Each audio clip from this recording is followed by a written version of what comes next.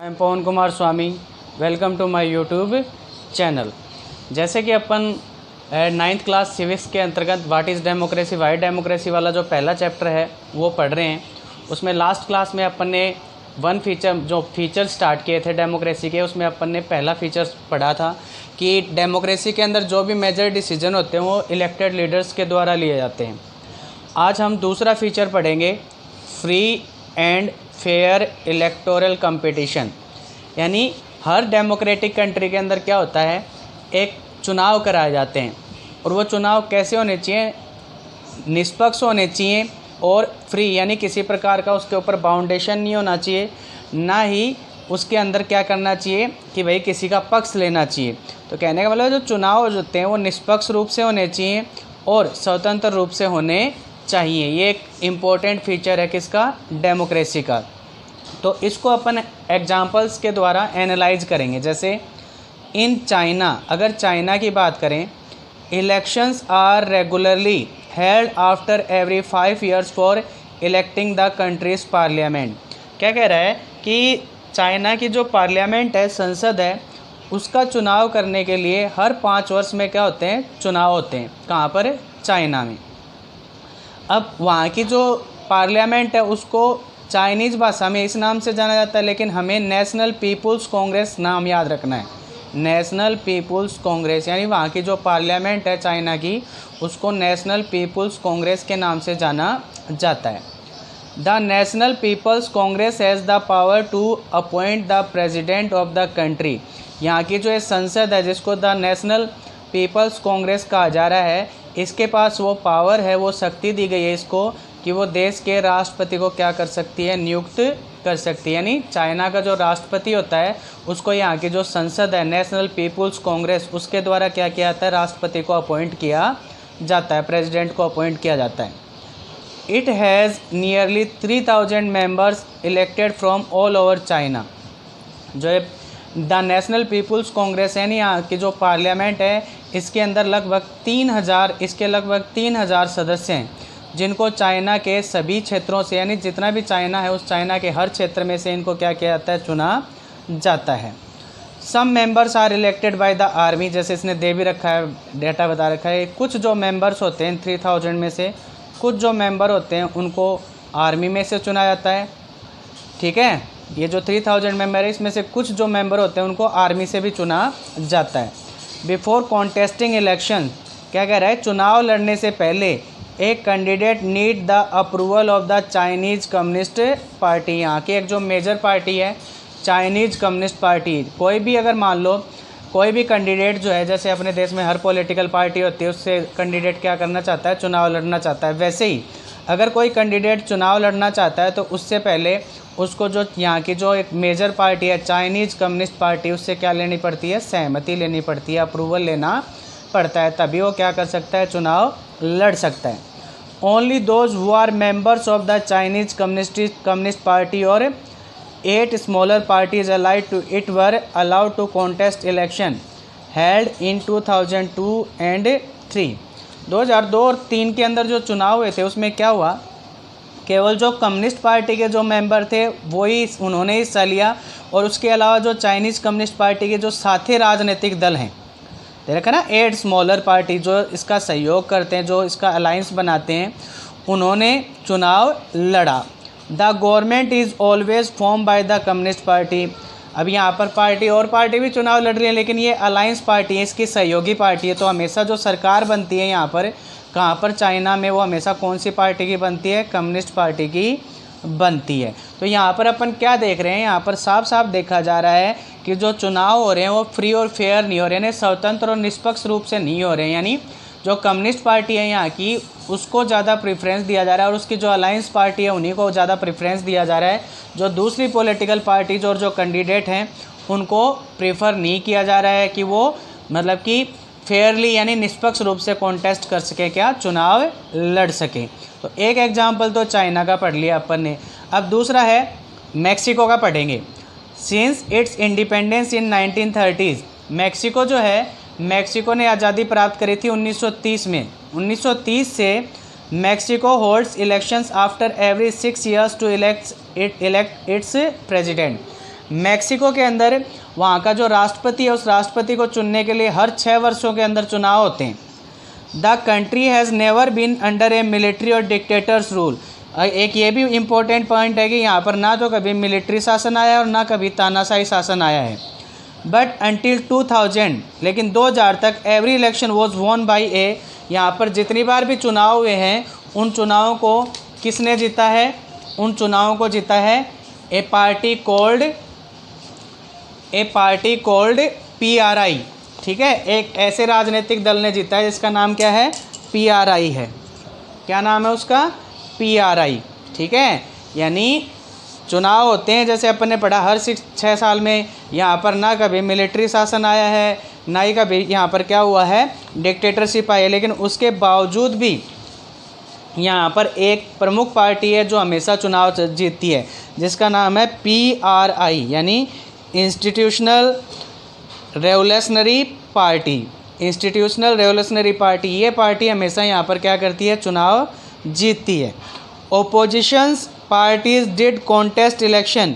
ऐसी बात नहीं है कि विपक्षी जो राजनीतिक दल होते हैं, जो दूसरे राजनीतिक दल होते हैं, वो चुनाव नहीं लड़ते हैं, वो चुनाव लड़ते हैं but never manage to win. लेकिन वो कभी भी चुनाव मतलब पूरा जोर लगा लेते हैं लेकिन फिर भी चुनाव नहीं जीत पाते हैं। तो यहाँ पर अपन क्या कर साफ हो रहा है ना कि यहाँ पर जो चुनाव हो रहे हैं वो फ्री और फेयर नहीं हो रहे हैं, निष्पक्ष रूप से नहीं हो रहे हैं, क्योंकि जो दूसरे राजनीतिक दल है उनको जीतने का अवसर ही नहीं दिया जा रहा है।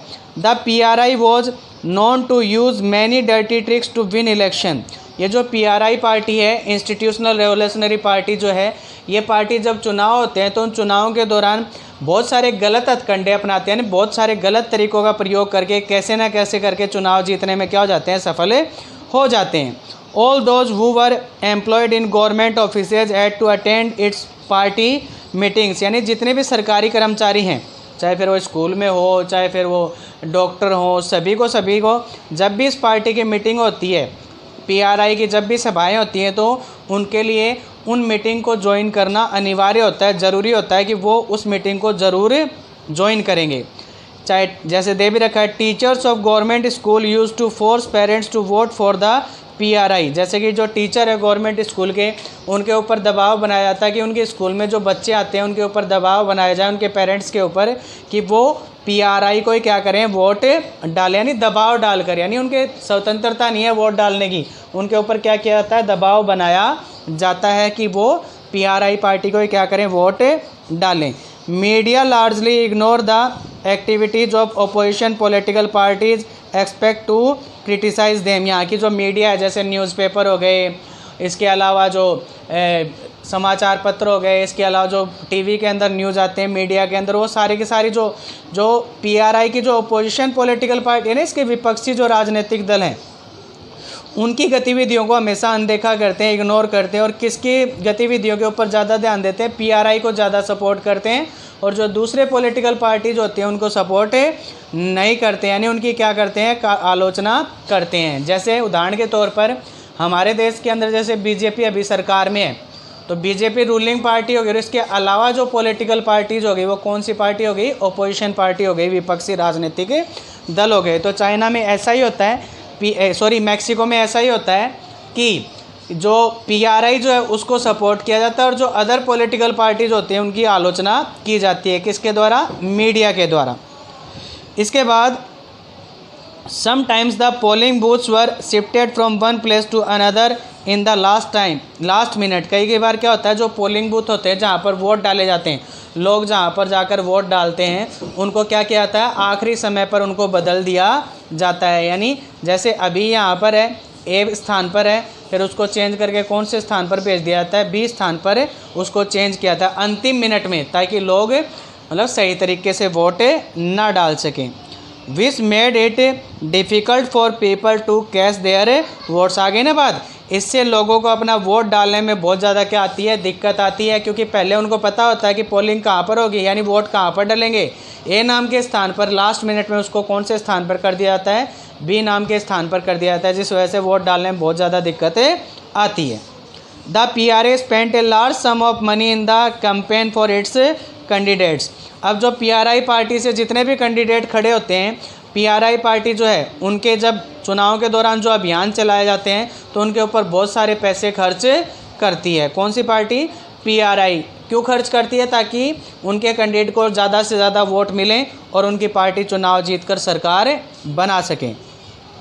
Should we consider the election described above as example of people electing their rulers. यहाँ पर जो अपन ने 2 उदाहरण पढ़े, एक चाइना का और एक मैक्सिको का, तो क्या यहाँ पर अपन कह सकते हैं कि यहाँ पर जो रूलर्स होता है वो लोगों के द्वारा चुना जाता है? ठीक है, क्वेश्चन है। Reading these example we get a sense. इन उदाहरणों को समझने के मतलब इन उदाहरणों को पढ़ने के बाद जो सेंस, जो चीज़ हमारी चीज़ समझ में आती है, दैट वी कैन नॉट, तो वो क्या है कि हम इनको डेमोक्रेटिक नहीं कह सकते। कैसे? There are many problems here. दोनों देशों के अंदर बहुत सारी समस्याएं हैं। In China the election do not offer the people any serious choice. China के अंदर क्या है, लोगों के पास दूसरी पार्टी को चुनने का चॉइस ही नहीं है, अवसर ही नहीं है। उनको केवल जो चाइनीज़ कम्युनिस्ट पार्टी है उसी को मतलब वोट डालने के लिए वो क्या है, बाध्य हैं, फोर्स किया जाता है उनको कि उसी को वो क्या करें, वोट डालें। तो यानी वो फ्री नहीं है अपना वोट डालने के लिए, उनके पास कोई चॉइस ही नहीं है दूसरी। तो अंतिम चॉइस ना होने की वजह से उनको जो चाइनीज़ कम्युनिस्ट पार्टी होती है उसी को क्या करना पड़ता है, वोट डालना पड़ता है। ठीक है। They have to choose the ruling party and the candidates approved by it.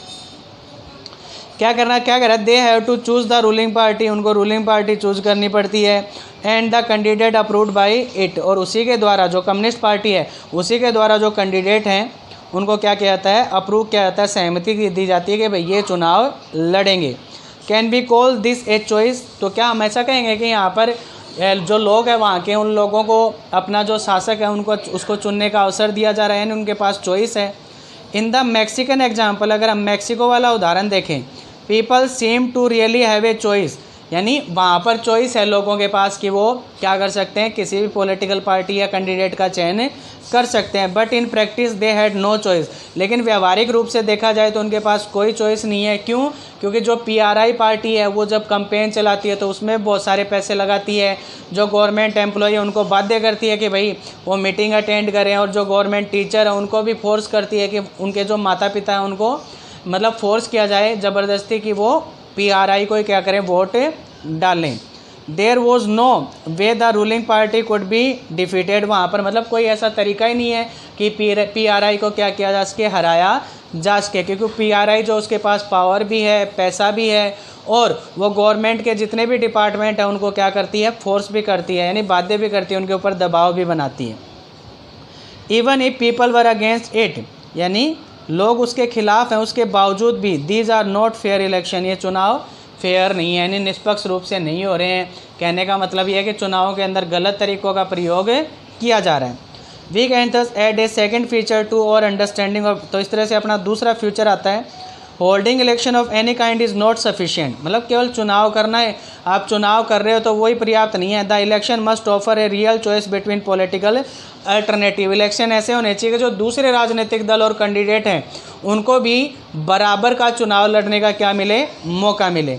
And it should be possible for people to use this choice to remove the existing rulers.